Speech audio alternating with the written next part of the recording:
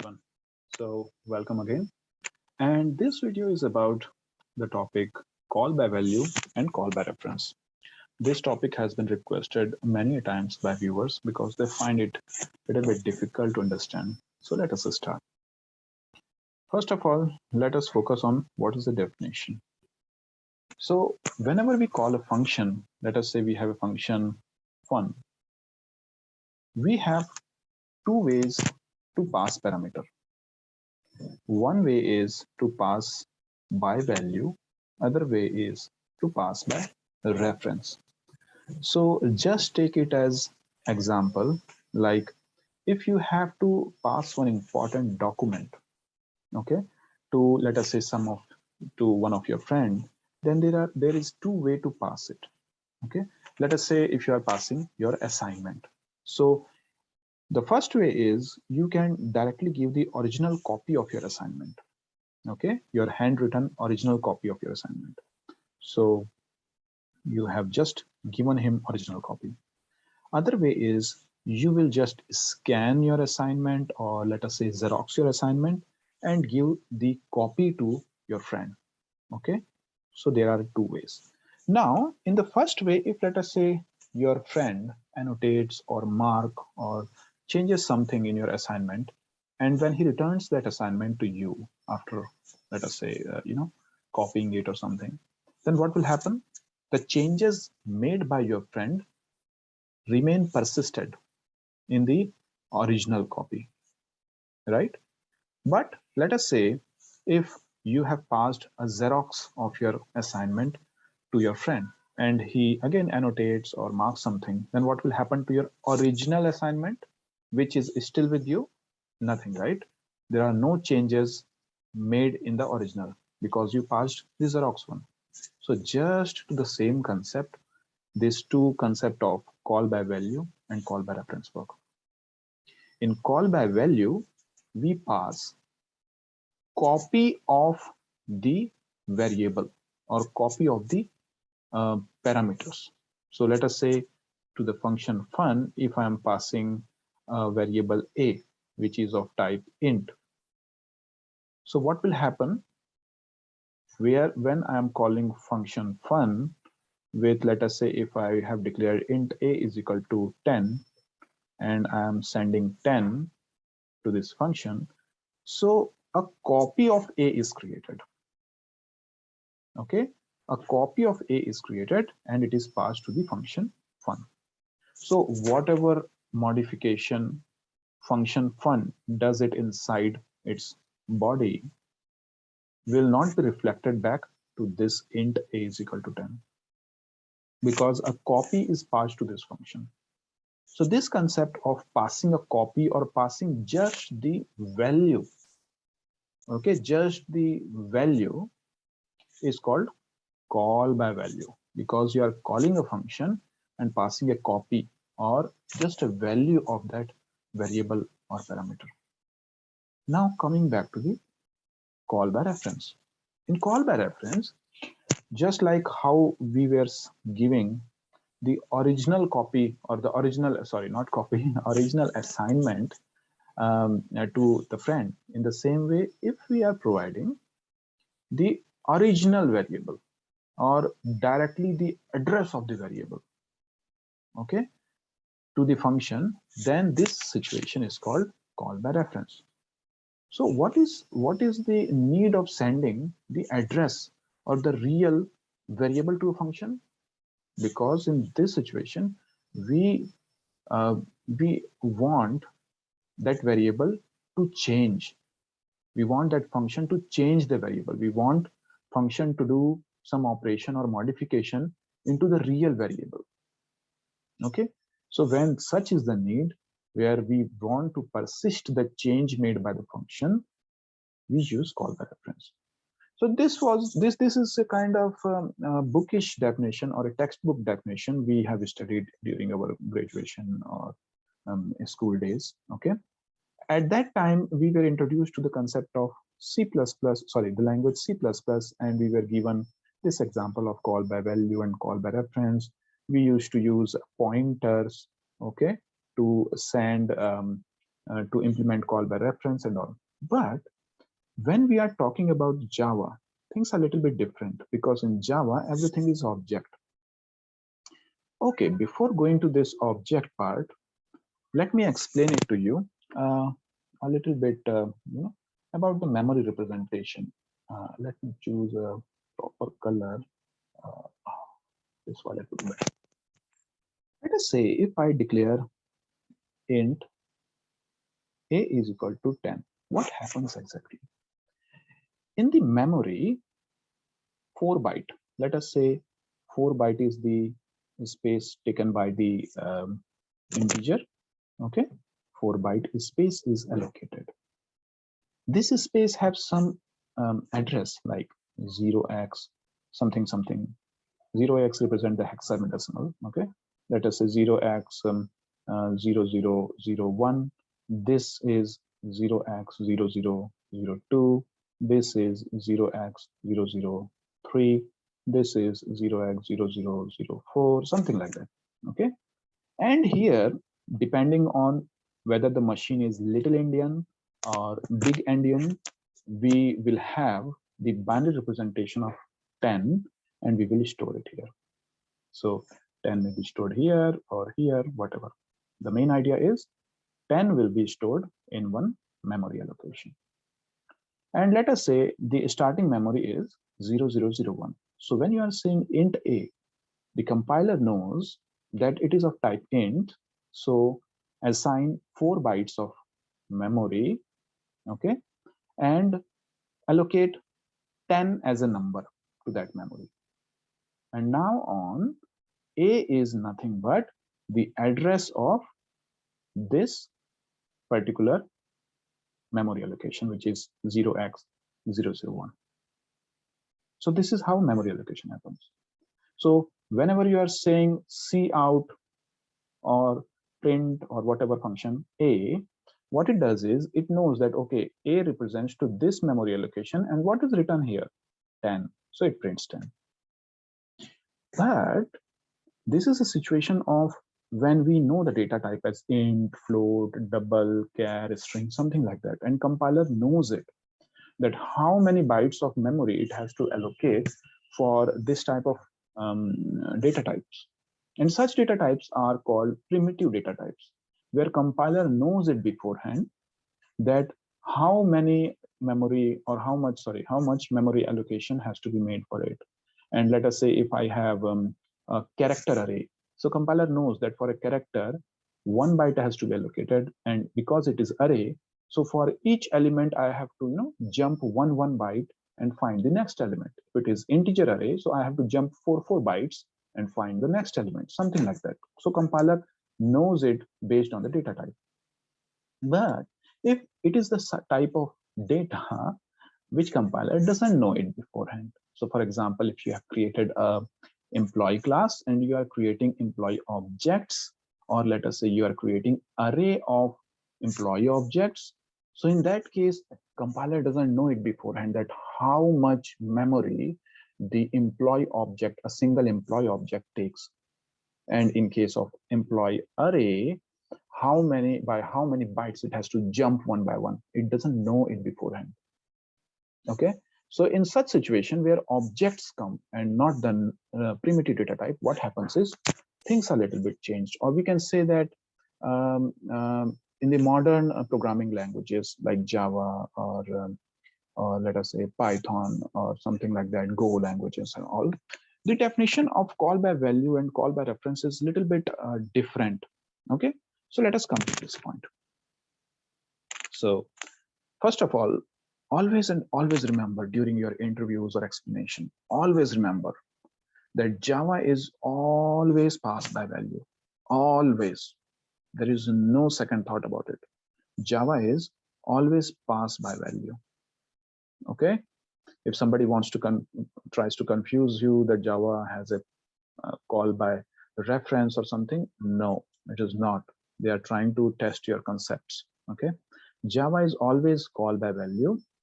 Okay, and I have just copied this segment from Stack Overflow because I found it the best explanation.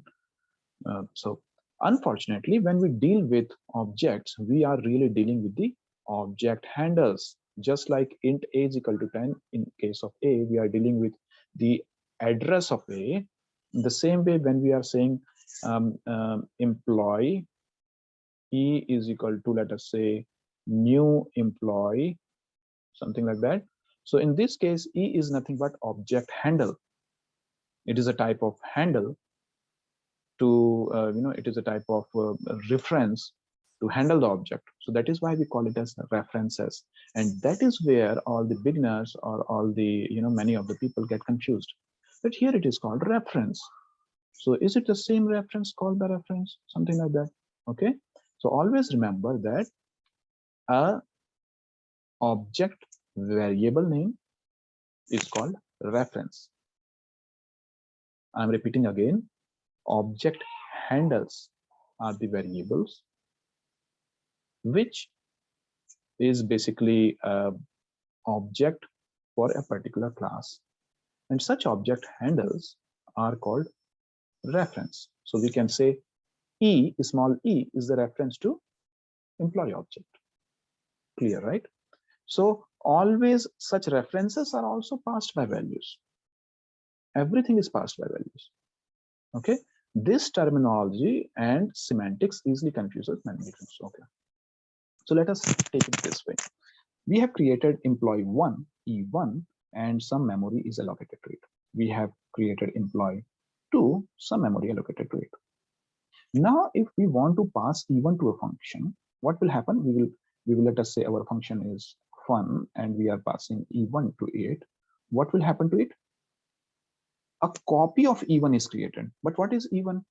E1 is the memory address of the first byte of this memory block. Okay, so what will happen? A copy of E1, let us say E1 tilde, is created, and it also stores the value of E1 is nothing but the same 0x001, just like this, and this is passed.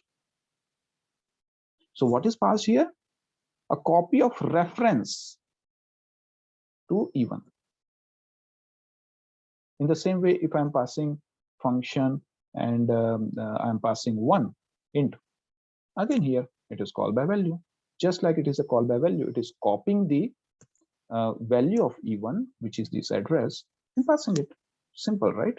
So it is always called by value, but there is one catch, that in case of 1, it is passing the value 1. But in case of E1 or object or non-primitive data type, it is passing the address. So what is happening here? Let us understand this with an example. Okay. Example here is example number 1. Okay. So let us see. Here one class is there, dog. It is created, and we have created a reference or an object, a dog. Okay. So let us say a dog has a memory allocation. Okay. And the first byte has memory 0x01, let us say. So a dog has value 0x01.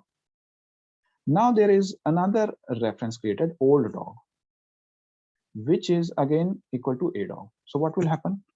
A memory representation or memory allocation for a dog is also created, which will also have same memory address stored. So both are pointing to a memory allocation, a dog. So let us say dog name is, let us say Max. Okay. Dog age is, let us say 10. Okay. Dog color is, let us say black or something like that. So the first byte is 0x01. Okay. Now we are passing a dog to foo. So what will happen? A temporary variable will be created, which will be copy of a dog. So what a dog contains? 0x01. So let us say a dog copy, let us say tilde sign, is passed, which again contains 0x01. So now it has arrived here. Now we are checking whether here the name of the dog is Max. whether it is max. So it will go to 0x01 and check whether it is max. Yes, it is max. It will return true. Right? Now we are creating another object, a dog, with the name Fifi. So another memory space is allocated with the name Fifi. Let us say default age is 10 and default color is black. And let us say it has memory first byte as 99. So here, this address will be returned and it will be stored in D. Okay, so now we are just affirming whether the name of this D object is Fifi or not. So true. So please note that a new memory allocation is done for D. Okay, and D was a copy. It was a value. It was a call by value. So it will not change a dog or something. So now when the control will return here, so again when we will do get name of a dog, so it is still pointing to 0x01, right? So it will give us max. We will check whether it is Fifi. Obviously it is not, because Fifi is pointing to 0x99. So this is an example of call by value and how this is working. Again, a little bit different example for call by references. Sorry, call by value is this. Also, obviously, Java has only call by value, so a little bit different. Again, same thing. Object a dog is created, old dog is created, okay, and function foo is there, where again call by value, a copy of a dog is passed, okay. And here, what is happening is this time we are not allocating a new object. We are instead setting the name of the object. So here we had one memory allocation, and here name was max, 10, and black, and the address was 0x01, right? We pass the same address here, and using the same address we are calling a function set name as Fifi. So it will just overwrite it as Fifi. And when this function completes and the control returns back to a dog get name, is it equal to Fifi? This time it will say true. Why? Because using this address, we have set or we have changed the name as Fifi. And again, if you check whether a dog object is equal to old dog, so old dog still contains the address of 0x01 from this line. So yes, they both are same, because as soon as you have changed the content of the name variable in this object, it remains same for all the references like old dog, a dog. Okay, so I hope you have understood this concept where how the call by reference and call by value works. And in case of Java, it is always call by value. Some people get confused that, in case of primitive data type, it is called by value, but in case of non-primitive data type, it is called by reference. I have heard this answer from various candidates during interview and all, but it is not true. So always remember, it is always called by value. In case of primitive data type, it copies the value to a different memory allocation and passes. But in case of non-primitive or a user-defined data type or a class, it basically creates again a copy of the reference, but that reference is still pointing to the same memory allocation. Now coming back to the last point, what is the usage of having two ways to do that? So the first use is, in the case of call by value, obviously we don't want to change or modify our the original contents. That is why we are going for call by value. Okay, that is the simple.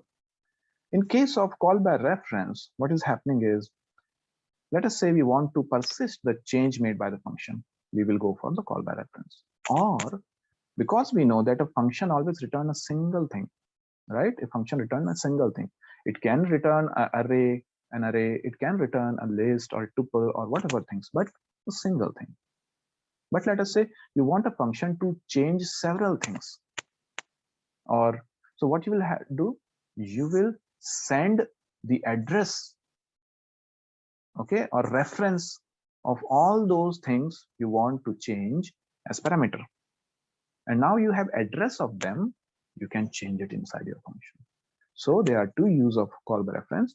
One is to persist the change, okay. The second is when you want to change several things or get back several things from a function. So you can pass several variables and change them so that you don't have to get it as a return values.